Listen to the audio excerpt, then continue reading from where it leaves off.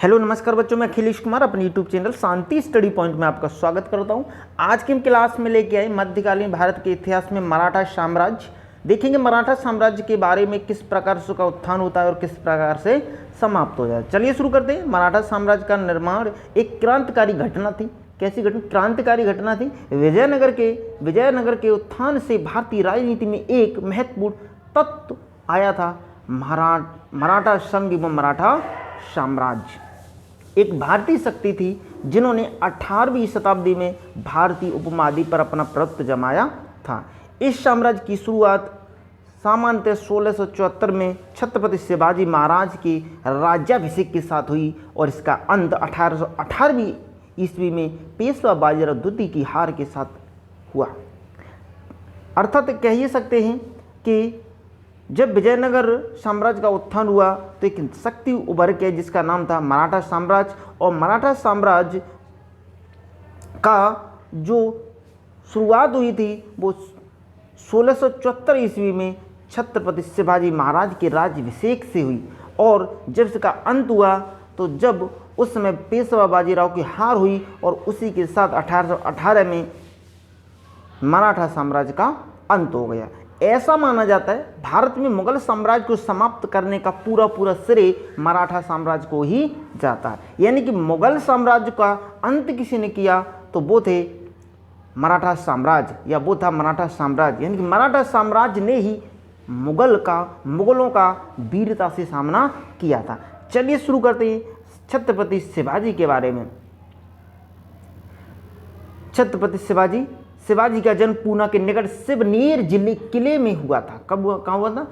पूना के शिवनेर किले में 20 अप्रैल 1627 को हुआ था। शिवाजी शाहजी भोसले और जीजाबाई के पुत्र थे। इनके पिता का नाम शाहजी भोसले और इनकी माता का नाम जीजाबाई था। शिवाजी को मराठा साम्राज्य का संस्थापक कहा जाता है। याद रखना, मराठा साम्राज्य का संस्थापक शिवाजी महाराज को कहा जाता है। शिवाजी महाराज ने बीजापुर सल्तनत से मराठा लोगों को रिहा कराने का बीड़ा उठा रखा था और मुगलों की कैद से उन्होंने लाखों मराठाओं को आज़ादी दिलवाई। इसके बाद उन्होंने धीरे धीरे मुगल साम्राज्य को खत्म करना शुरू किया और हिंदवी स्वराज्य की स्थापना करने लगे। 1665 में रायगढ़ को उन्होंने अपने साम्राज्य की राजधानी घोषित किया।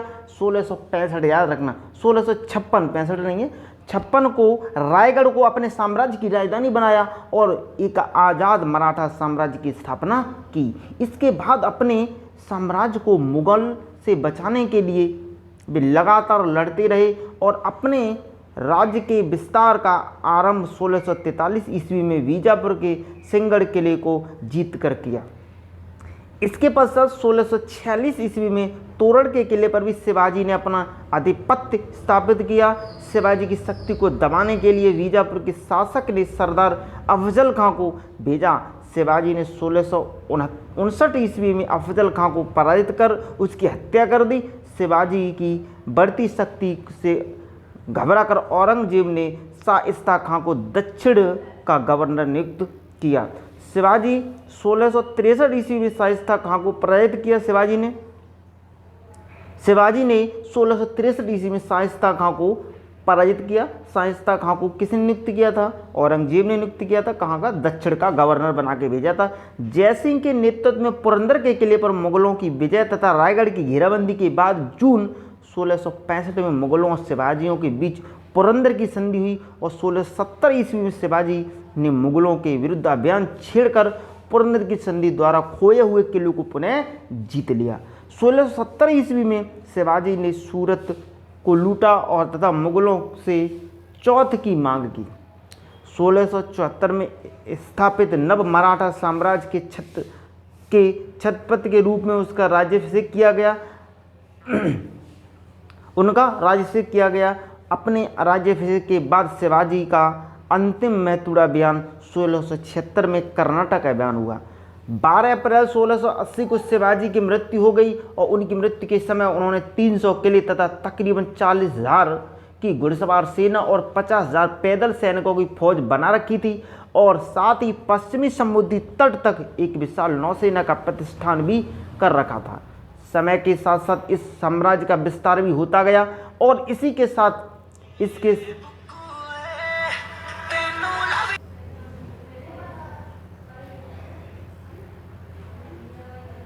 हाँ, तो देखते हैं आगे। 12 अप्रैल 1680 को शिवाजी की मृत्यु हो गई। उनकी मृत्यु के समय तकरीबन 40,000 की घुड़सवार सेना और 50,000 पैदल सैनिक की फौज बना रखी थी और साथ ही पश्चिमी समुद्री तट पर एक विशाल नौसेना का प्रतिष्ठान भी कर रखा था। समय के साथ साथ इस साम्राज्य का विस्तार भी होता गया। इसी के साथ इसके शासक भी बदलते गए।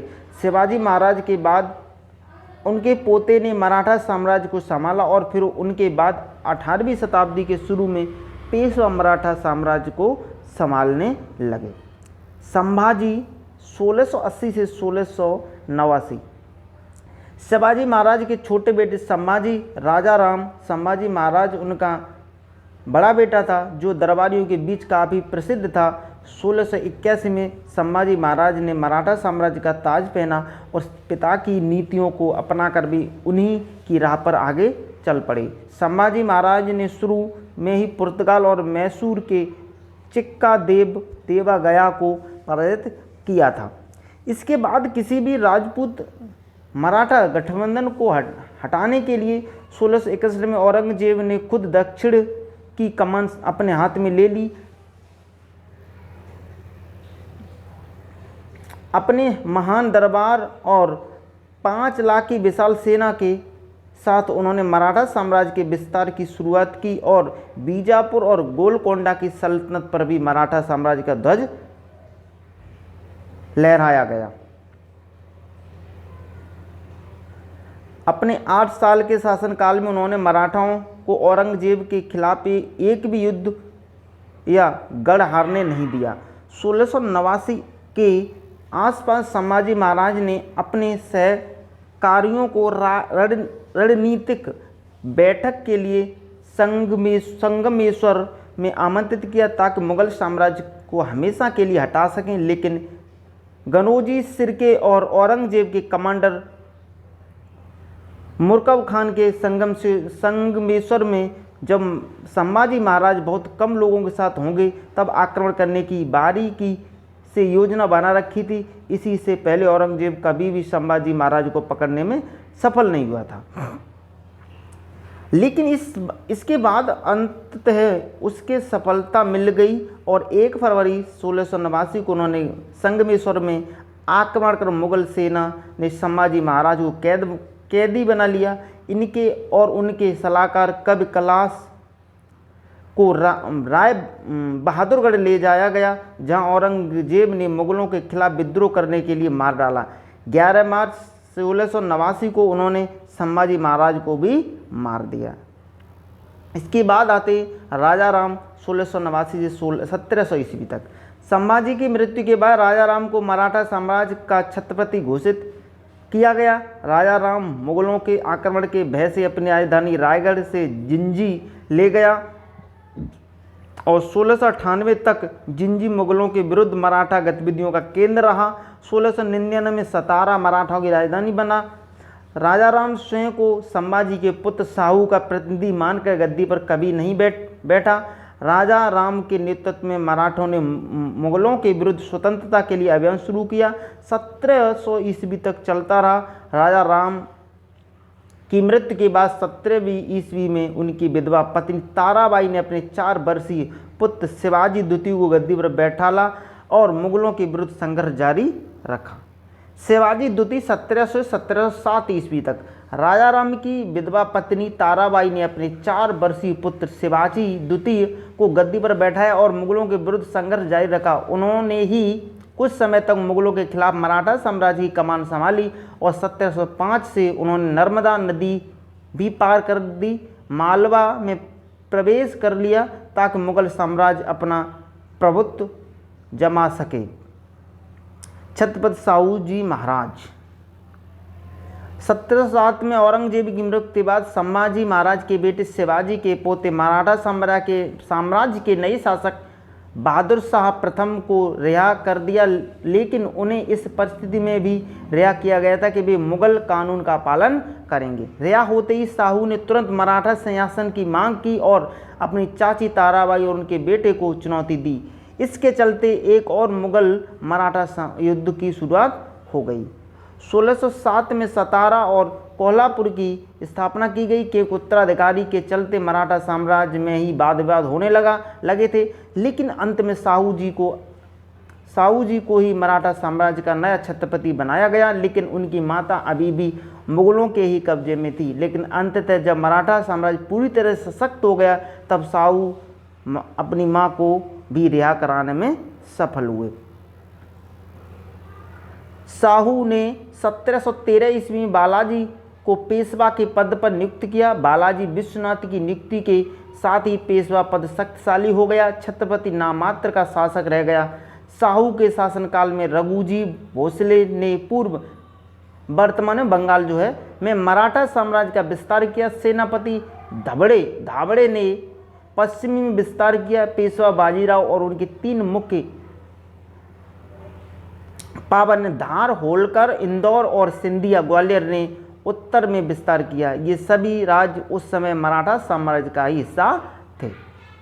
पेशवा के अधीन मराठा साम्राज्य। इस युग में पेशवा चित्तपावन परिसर के संबंध रखते थे, जो मराठा सेनाओं का नियंत्रण करते थे, और बाद में वही मराठा साम्राज्य के शासक बने। अपने शासनकाल में पेशवाओं ने भारतीय उपमहाद्वीप के ज़्यादातर भागों पर अपना प्रभुत्व बनाए रखा। बालाजी विश्वनाथ 1713 से 1720 ईस्वी तक। बालाजी विश्वनाथ एक ब्राह्मण थे। बालाजी विश्वनाथ ने अपना राजनीतिक जीवन एक छोटे से राजस्व अधिकारी के रूप में शुरू किया था। 1713 ईस्वी में साहू ने पेशवा बालाजी विश्वनाथ की नियुक्ति की थी। उसी समय से पेशवा का कार्यालय भी सुप्रीम बन गया और साहू जी महाराज मुख्य व्यक्ति बने। उनकी पहली सबसे बड़ी उपलब्धि 1714 ईस्वी में कान्होजो आंग्रे के साथ लाना बल की संधि का समापन करना थी, जो कि पश्चिमी समुद्र तट के सबसे शक्तिशाली नौसेना मुखिया में से एक थे। बाद में वे मराठा में ही शामिल हो गए। 1719 में मराठाओं की सेना ने दिल्ली पर हल्ला बोला और डेक्कन के मुगल गवर्नर सईद हुसैन अली के मुगल साम्राज्य को परास्त किया। तभी उस समय पहली बार मुगल साम्राज्य को अपनी कमजोर ताकत का एहसास हुआ। आगे है बाजीराव प्रथम 1720 से 1740। बाजीराव विश्वनाथ की 1720 में मृत्यु के बाद उसके पुत्र बाजीराव प्रथम को साहू ने पेशवा नियुक्त किया। बाजीराव प्रथम के पेशवा काल में मराठा साम्राज्य की शक्ति चरमोत्कर्ष उत्कर्ष पर पहुंच गई। 1724 में सूकर खेड़ा के युद्ध में मराठों की मदद से निजाम उल मुल्क ने दक्कन में मुगल सूबेदार मुबारिज खां को परास्त कर एक स्वतंत्र राज्य की स्थापना की। निजाम उल मुल्क ने अपनी स्थिति मजबूत करने के बाद मराठों के विरुद्ध कार्रवाई शुरू कर दी। बाजीराव प्रथम ने 1728 में पालखेड़ा के युद्ध में निजाम उल मुल्क को पराजित किया। 1728 में ही निजाम उल मुल्क बाजीराव प्रथम के बीच एक मुंशी शिव गांव की संधि हुई, जिसमें निजाम ने मराठों को चौथ एवं सरदेशमुखी देना स्वीकार किया। बाजीराव प्रथम ने शिवाजी की गुरिल्ला युद्ध प्रणाली को अपनाया। 1739 ईस्वी में बाजीराव प्रथम ने पुर्तगालियों से सालसीट तथा बेसिन छीन लिया। बाजीराव प्रथम ने ग्वालियर के सिंधिया, गायकवाड़ा, इंदौर के होलकर और नागपुर के भोसले शासकों को सम्मिलित कर एक मराठा मंडल की स्थापना की। 1740 तक अपनी मृत्यु से पहले उन्होंने कुल 41 युद्धों में लड़ाई की और उनमें से वे एक भी युद्ध हारे नहीं। बालाजी बाजीराव 1740 से 1761। बाजीराव प्रथम की मृत्यु के बाद बालाजी बाजीराव नया पेशवा बना। नाना साहब के नाम से भी जाना जाता है। 1750 में रघुजी भोसले की मध्यस्थता से राजा राम द्वितीय के मध्य संघौला की संधि हुई। इस संधि के द्वारा पेशवा मराठा साम्राज्य का वास्तविक प्रधान बन गया, छत्रपति नामात्र का राजा रह गया। बाजीराव पेशवा काल में ही पूना मराठा राजनीति का केंद्र हो गया और वालाजी बाजीराव के शासन में 1761 ईस्वी पानीपत का तृतीय युद्ध हुआ। यह युद्ध मराठों और अहमद शाह अब्दाली के बीच हुआ था। पानीपत का तृतीय युद्ध के कारण देख लेते हैं। प्रथम नादिर शाह की संधि, अहमद शाह अब्दाली भी भारत में लूटना चाहता था। ठीक है।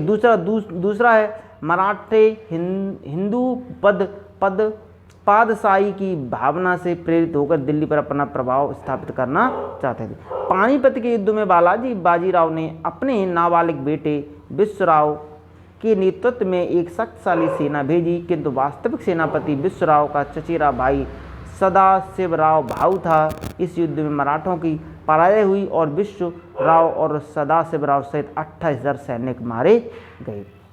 आगे माधवराव 1761 से 1772।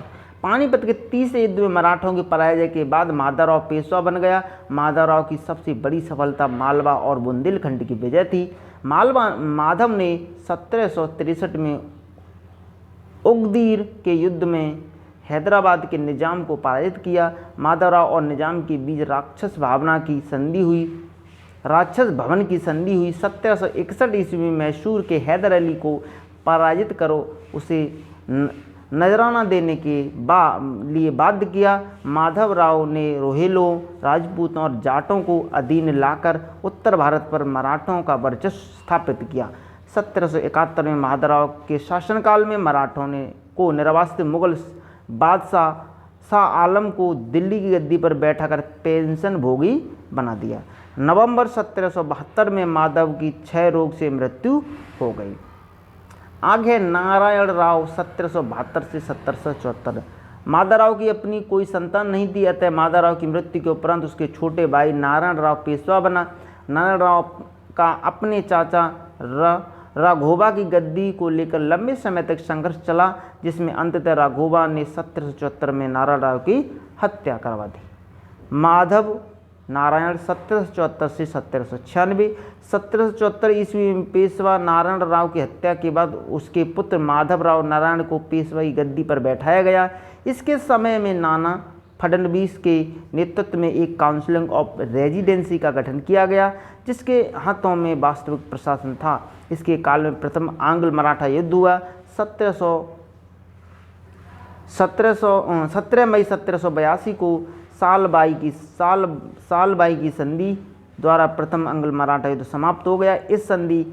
यह संधि ब्रिटिश ईस्ट इंडिया कंपनी और मराठा साम्राज्य के बीच हुई थी। टीपू सुल्तान को 1792 तथा हैदराबाद के निजाम को 1795 में परास्त करने के बाद मराठा शक्ति एक बार फिर से पुनः स्थापित हो गई। इसके बाद है बाजीराव द्वितीय 1796 से 1818। माधवराव नारायण की मृत्यु के बाद राघोबा का पुत्र बाजीराव द्वितीय पेशवा बना। इसकी अकुशल नीतियों के कारण मराठा संघ में आपसी मतभेद उत्पन्न हो गया। 1802 में बाजीराव द्वितीय ने बेसीन की संधि के द्वारा अंग्रेजों की सहायक संधि स्वीकार करने के बाद मराठों का आपसी विवाद पटल पर आ गया। सिंधिया तथा भोसले ने अंग्रेजों के साथ की गई इस संधि का कड़ा विरोध किया। द्वितीय और तृतीय आंग्ल मराठा युद्ध बाजीराव द्वितीय के साथ शासनकाल में हुआ। द्वितीय आंग्ल मराठा युद्ध में सिंधिया और भोसले को पराजित कर अंग्रेजों ने सिंधिया और भोसले को अलग अलग संधि करने के लिए विवश किया। 1803 में अंग्रेजों और भोसलों के साथ देवगांव की संधि कर कटक और वर्धा नदी के पश्चिम का क्षेत्र ले लिया। अंग्रेजों ने 1608 में सिंधियों से सूरजीआर्जुन गांव की संधि कर उसे गंगा यमुना के क्षेत्र को ईस्ट इंडिया कंपनी को देने के लिए बाध्य किया। 1804 में अंग्रेजों तथा होलकर के बीच तृतीय आंग्ल मराठा युद्ध हुआ, जिसमें पराजित होकर होलकर ने अंग्रेजों के साथ राजपुर पर घाट की संधि की और मराठा शक्ति का पतन 1817 से 1818 ईस्वी में हो गया, जब स्वयं पेशवा बाजीराव द्वितीय ने अपने अपने को पूरी तरह अंग्रेजों के अधीन कर लिया। बाजीराव द्वितीय द्वारा पूना प्रदेश को अंग्रेजी राज्य में विलय कर पेशवा पद को समाप्त कर दिया गया। इस तरीके से मराठा साम्राज्य के बारे में हमने देखा। चलिए मिलते हैं नेक्स्ट वीडियो में। अगर वीडियो अच्छा लग रहा है तो हमारे चैनल को सब्सक्राइब करिए, वीडियो को लाइक और शेयर करिए। चलिए मिलते हैं नेक्स्ट वीडियो में। Thank you for watching and bye bye.